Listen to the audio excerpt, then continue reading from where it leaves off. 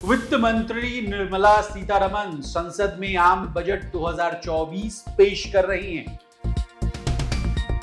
वो देश का वित्तीय लेखा जोखा जनता के सामने रख रही हैं। बजट का असर हम सब पर पड़ता है, इसलिए आम जनता की नजरें बजट पर टिकी होती हैं और लोग इसे गंभीरता से सुनते हैं। लेकिन बजट भाषण में कई ऐसे शब्द शामिल होते हैं जिनका मतलब बहुत से लोगों को मालूम नहीं होता।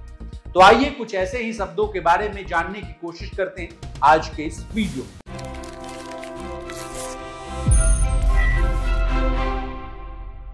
नमस्कार, आप देख रहे हैं लोकमत हिंदी का स्पेशल शो विस्तार से और मैं हूं आपके साथ विशाल शर्मा।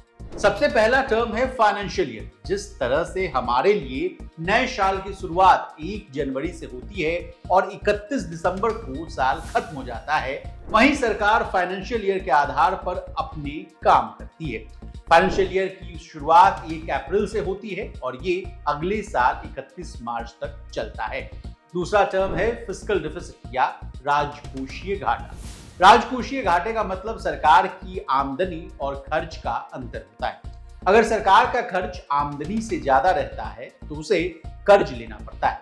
वो कितना कर्ज लेगी ये राजकोषीय घाटे से तय होता है। बजट में सरकार अगले फाइनेंशियल ईयर के लिए राजकोषीय घाटे का अनुमान भी पेश करती है। राजकोषीय घाटे की कैलकुलेशन किसी फाइनेंशियल ईयर में सरकार को प्राप्त कुल राजस्व यानी रेवेन्यू को उसी अवधि के दौरान हुए खर्च से घटाकर की जाती है। तीसरा टर्म है विनिवेश यानी जिसको आप डिसइन्वेस्टमेंट कहते हैं। विनिवेश का जिक्र आपने कई बार सुना होगा। सरकार जब सरकारी कंपनियों की हिस्सेदारी को बेचती है तो उसके लिए इस शब्द का उपयोग किया जाता है। वहीं फाइनेंशियल ईयर में सरकार ने जो कमाया और खर्च किया उसे बजट एस्टीमेट कहा जाता है। चौथा टर्म है ब्लू शीट।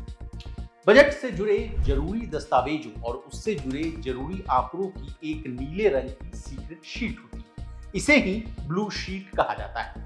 इस गुप्त यानी हिडन डॉक्यूमेंट को बजट प्रक्रिया का बैकबोन कहकर भी संबोधित किया जाता है।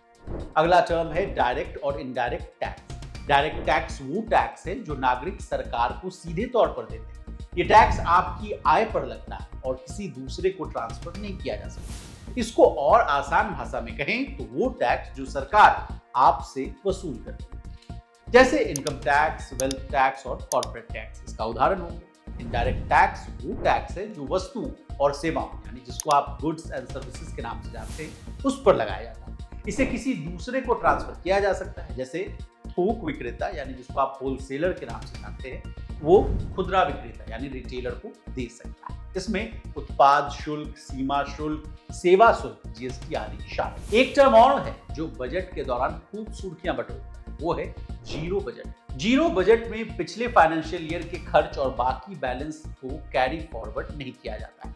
अगर किसी योजना के तहत सरकार ने सांसदों को करोड़ों रुपए की राशि आवंटित की है और इसका महज कुछ हिस्सा ही खर्च हुआ है तो इस स्थिति में बचे हुए पैसे उन्हें दोबारा से आवंटित नहीं किए जाते, जिसे ही जीरो बजट कहा जाता है।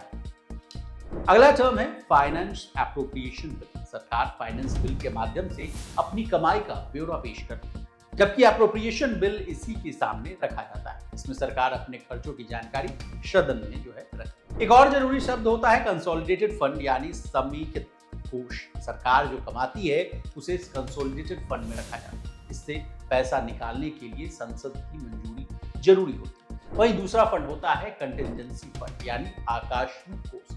अचानक जरूरत पड़ने पर सरकार जिस फंड से पैसा निकालती है उसे कंटिजेंसी फंड कहते हैं। इससे पैसा निकालने के लिए संसद की मंजूरी की जो जरूरत है वो नहीं है। बजट में plan and non plan expenditure का जिक्र भी होता है। इसका मतलब क्या होता है वो आसान भाषा में समझिए।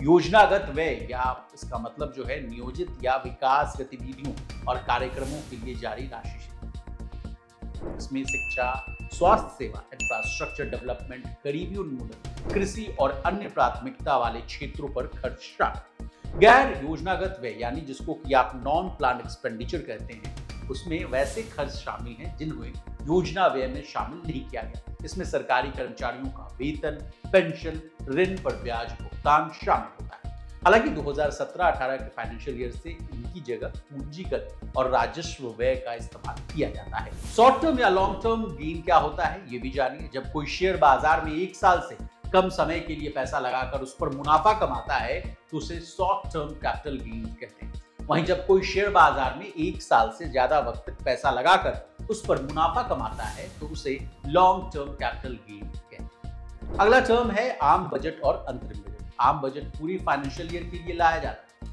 जबकि अंतरिम बजट चुनावी साल में पेश होता है। जिस साल लोकसभा चुनाव होते हैं उस साल अंतरिम बजट पेश किया जाता है। जैसे इस साल फरवरी में अंतरिम बजट निर्मला सीतारमण जी ने पेश किया। बता दें, अंतरिम बजट का मुख्य उद्देश्य चुनाव से पहले के कुछ महीनों का खर्च निकालना होता है ताकि कामकाज में बाधा ना आए। अंतरिम बजट में कोई नीतिगत फैसला नहीं किया। अब हमने आपको बजट से जुड़ी तमाम कठिन शब्दों को आसान भाषा में समझाने की कोशिश की है। आपको हमारा ये वीडियो कैसा लगा कमेंट करके जरूर बताइए। इसी तरह देश और दुनिया और बिजनेस जगत से जुड़ी तमाम ताजा तरीन खबरों के लिए बने रहिए हमारे साथ और देखते रहिए लोकमत।